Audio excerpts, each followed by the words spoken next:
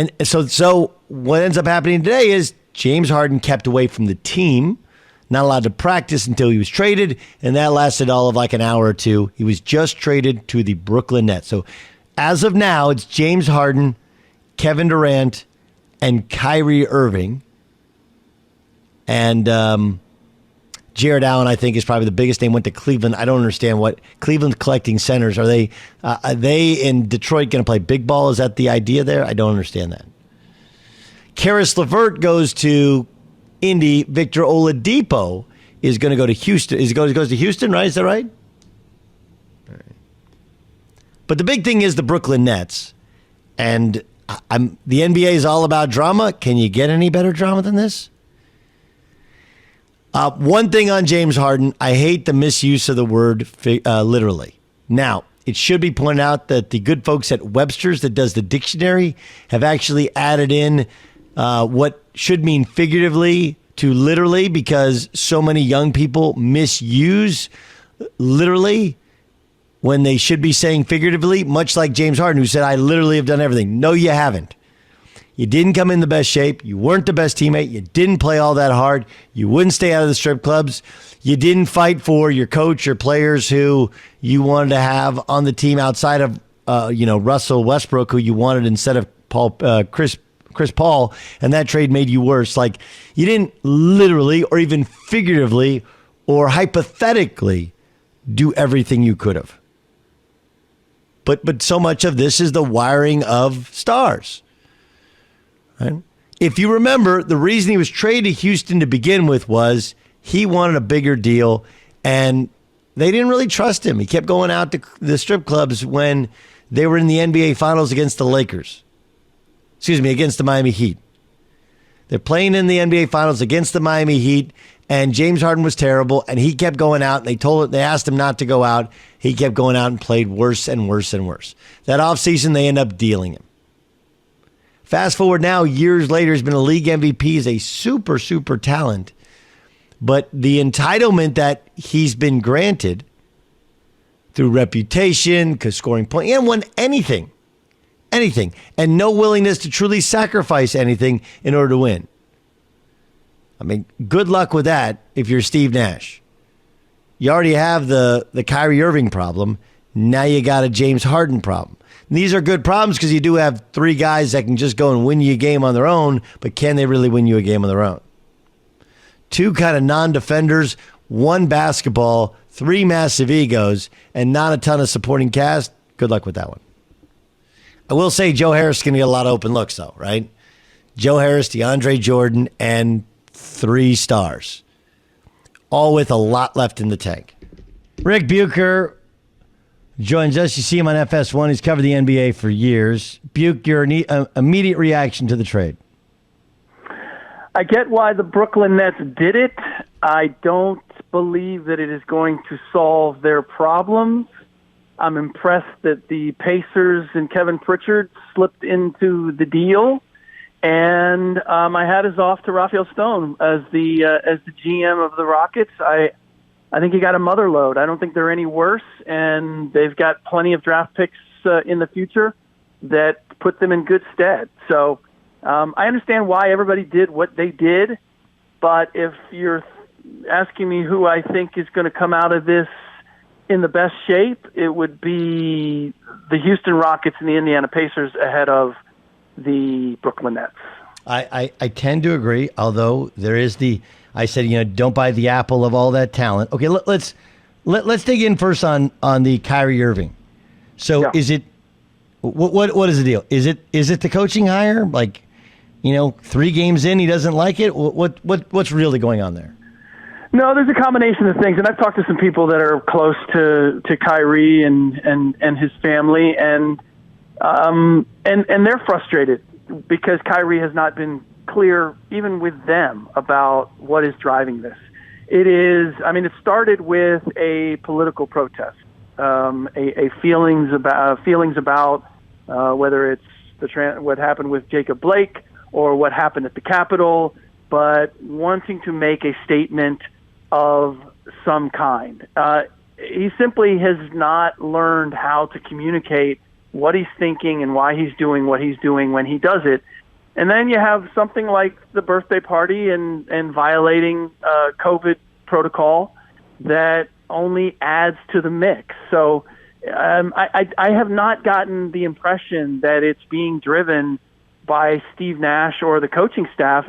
It's more other things that Kyrie Irving wants to represent and be seen as, and he just hasn't done a very good job of making that clear or consistent or combining it with his responsibilities as an NBA player. Yeah, I mean, it's like, look, if you want to protest, the idea of a protest is so we know what you're protesting. Exactly. And this is where it becomes a mixed bag, and I don't know. I don't know who is advising Kyrie. I don't know if anybody is advising Kyrie. But in much the same way, when he came out at the beginning of the year and he took issue with the peasants, the peons out there, who are you referring to? He still hasn't made it clear who he was referencing. And so when your message is mixed, if you want to be taken seriously, your message has to be clear, right or wrong. And Kyrie simply hasn't done a very good job of communicating what it is that he's thinking, which leaves us all guessing. And by and large, this is the rule. If you leave a vacuum, it is going to be filled by other people, and it's going to be filled with the most negative concepts or ideas. People aren't going to give you the benefit of the doubt in most cases. Yeah, my thing is, I genuinely like him anytime I've interacted with him, but he does so many unlikable things, and he leaves, he's one of those guys that he's obviously very bright, but enough people have told him he's bright. He thinks he's smarter than everybody. And, it's like, yeah, okay. Can we just get back to basketball? I don't know. I just had this conversation with somebody close to him, and I said, look, this is what bothers me about this, is that I love Kyrie's game. I believe that all of this overshadows what an immense talent he is. Correct. And you don't become an immense talent like that unless you are dedicated to the game on some level. And he could be, and I even appreciate that he wants to be an agent for good. And he could be because of his abilities as a basketball player. But he's undermining all of that by the way that he's going about it. Okay, so what does this mean for the East? Well, that goes back to my original point, which is why I understand why the Nets are doing it, because they look at the East and I go, "There's no favorite here. There's nobody here that's established themselves than the way, say, the Lakers have." And so why not? Let's go for it now. We've already hitched our wagon to KD and Kyrie. We had a number of guys that were unhappy because they had a certain degree of success before KD and Kyrie. So let's go ahead and mortgage our future and see what we can possibly accomplish. And if nothing else, we have three huge assets that, worst comes to worst, that we can move one of them along if we have to. But let's go for it, because it's wide open at this stage. And yes, we're not a very good defensive team, and we gave away two of our best defensive players. But you know what? Nobody's playing defense in the league right now. So maybe the dynamic simply has changed in the league, and that's the way the game's going to be played this season. Doug Gottlieb Show here on Fox Sports Radio. Yeah, I agree with you on the East. I agree with you on the Nets thinking, and I know it goes counter to what Sean Marks had really built, which is kind of fascinating in its own right?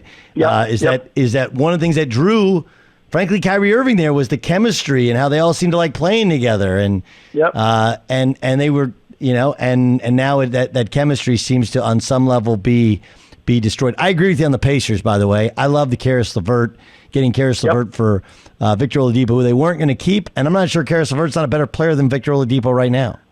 No, well, he's much cheaper. And two, Oladipo just hasn't been the same player since he came back from the injury. And I honestly, the type of injury it is, I don't know that at his size that he ever will be. And so it makes all the sense in the world. I mean, I just watched the Pacers close out the Warriors last night, and the pick and roll combination of Malcolm Brogdon and Sabonis, Miles Turner being a floor spacer, and Caris LeVert having demonstrated that he's willing to fit in with other stars coming off the bench this year, can get it himself. It makes all the sense in the world for the Indiana Pacers. So Kevin Pritchard makes another very shrewd move when nobody saw it coming. Yes, I agree. Okay, will Brad Beal be moved?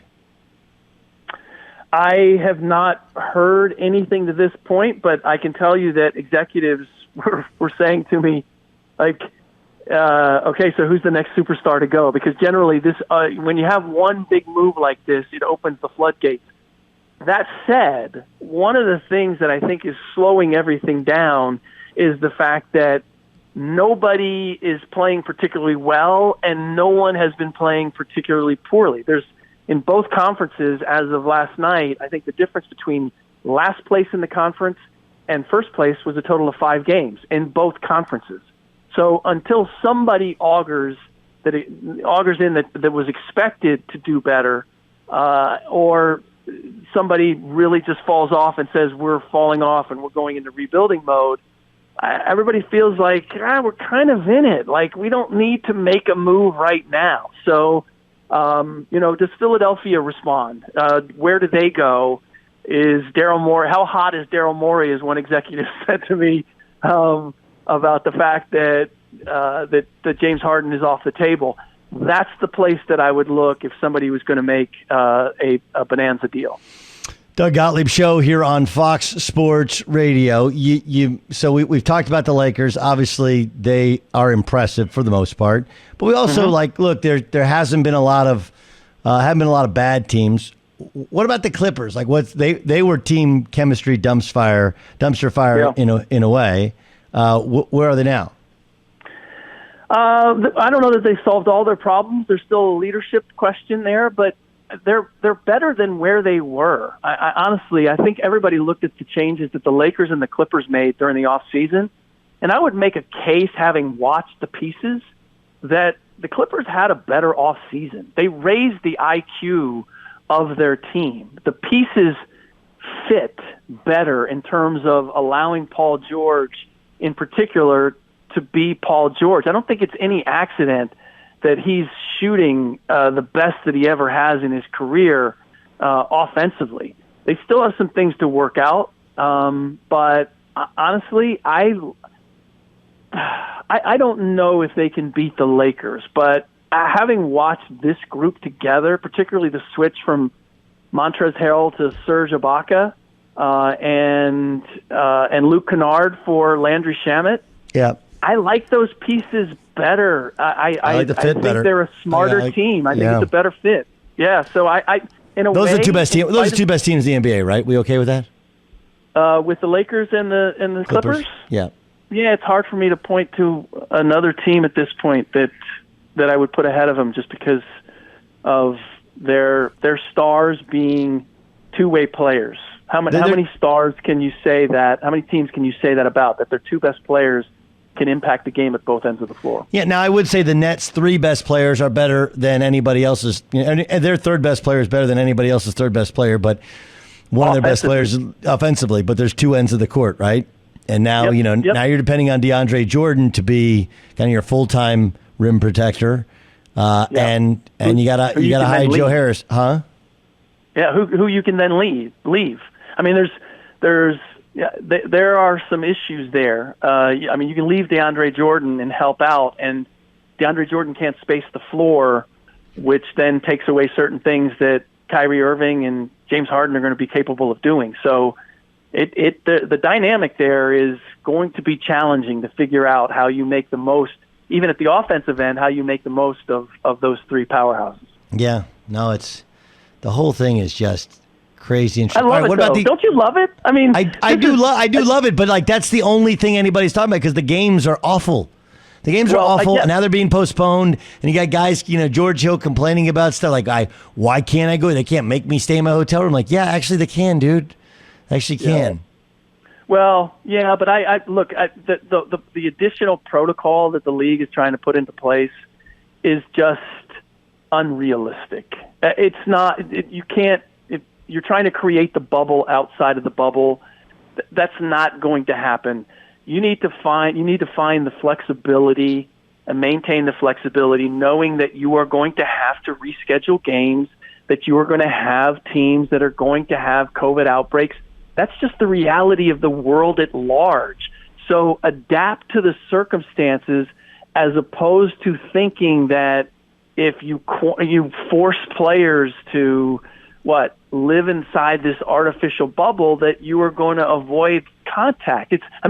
The no fist bumping or no handshakes, no fraternizing with the opponents. I mean, some of it is ridiculous, because as soon as you get on the court, you're breathing, you're on top of each other. We're gonna play the game. You're gonna play the game in proximity closer than you are to giving somebody a handshake before the game. Some of it just is overkill. Some of it it doesn't make any sense. No, but it's a lot like some of the rules they have in California, where they know people are nobody's going to follow the letter of the rule, right? But that's the problem, Doug. That is a major issue when you create rules and you're doing so knowing that they're going to be broken. Then you undermine your authority and your ability to convince people that you're doing the right thing. Then they begin to question, why are we doing this? Is it for appearances, or is it for efficiency and effectiveness? I got you. Crazy day, man. Crazy times. Crazy times. More to pay attention to, though. Somebody asked me the other day, they were like, so, if you were going to give 30 seconds, you're going to tell people, you're going to catch them up on what's happened in the league. What would you tell them? I go, nothing. Nothing has happened nothing meaningful has happened in the league to this point. The Lakers are the best team coming out. They're still the best team. We still have question marks about everybody else, and nobody's pulled away from the pack or established themselves in any significant way.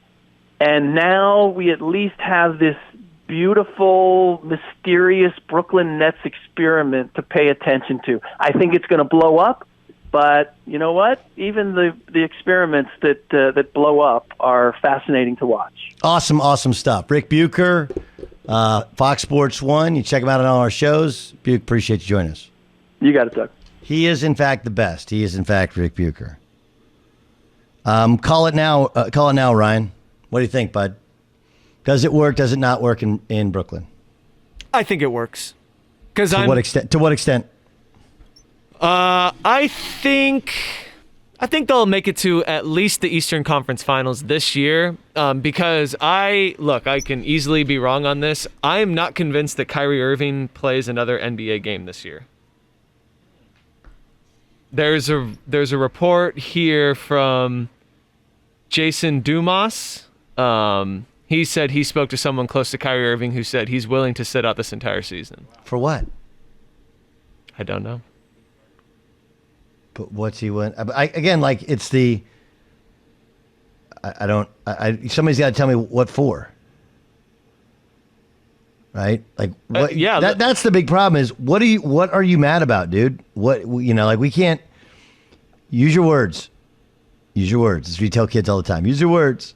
The timing of it, Doug, I actually thought it may have been a political thing. I did too. I think it was a political thing. I think and maybe it's, and one thing about Steve Nash is they are kind of politically aligned, right? Yeah. Go ahead. I'm sorry. No, and so when we found out that he was going to be out on Thursday, I thought, okay, from what happened a week ago at the Capitol, maybe it was him, kind of trying to make his stand.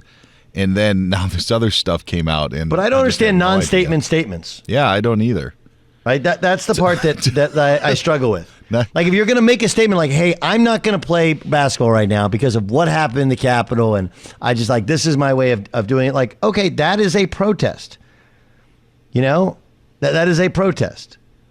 I'm not sure I agree with the protest, but I understand how. I was upset when I was watching. It's my country too, right? It's all of our country. We're all in this together. But I truthfully don't know if that's what it is. No one knows what it is. My wife can be like this, where I have no idea. What's wrong? Nothing. Nothing's wrong. Well, fine. I know something's wrong. I'm fine. I'm fine. No, I'm fine. Fine. All right, fine. Fine. Fine in relationships is mediocre in teams, right? I know. Mediocre means average. It means fine. But you don't want to hear anybody say, dinner was mediocre. You don't want to hear anybody say, it's fine. Interesting, right? Yes. All right, we got a bunch to get to still. Oh, what a day. What a story. Do you think it works, Buyer? See, when Ryan said like Eastern Conference Finals, like I don't think that's even like their goal. No, this Like, is a finals or bust, championship or bust. So I say no. So I think NBA. I don't think they'll make the NBA Finals. I think it works. Okay. I think it works. I don't think it works next. I don't think it'll work next year. I think it'll work this year if they get Kyrie back. I think it works then. You guys got the Nets. I'll take the field. Right? Is that how? Well, not to win an NBA championship. I think finals. Sure. Of the East, yeah. Did you have any The defense is not good. That defense is not good, but I don't know if anybody's that good offensively. That it's it's like, who is our competition? The Bucks, The Celtics, Like I can, though the chemistry is better with the Celtics, it's still not great. You know what you're going to get with the Celtics. Like the Celtics, they don't blow me away with how good they are. Like those, the young players that we all love and think are really, really good. I don't know. Like it feels like it's going to end up with a Jason Tatum contested perimeter jump shot. I love the Peyton Pritchard story, but he's playing a lot of minutes right now as they're waiting to see what happens with Kemba Walker and his knee. But like they're not winning an NBA. Like he can't play with Kyrie Irving. Stop it. It's not, he's a really good young draft pick player. I love him.